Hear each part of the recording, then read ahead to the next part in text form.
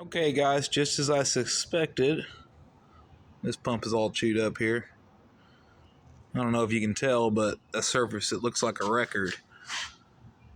Yeah, that's all chewed up. It ain't supposed to look like that. And then you got the gear rotor on the transfer pump here. It's all chewed up too. Anyways, wasn't too tough to get to. Just need to put a new pump in it, new set of injectors. Let me show you guys where this pump's located real quick, in case you guys want to change it yourself. Doesn't take too long to get to. Just pop the cab off and,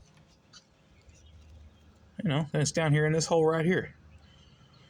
All right, new high pressure pump, new set of injectors. This thing ought to run great. Thank y'all for watching.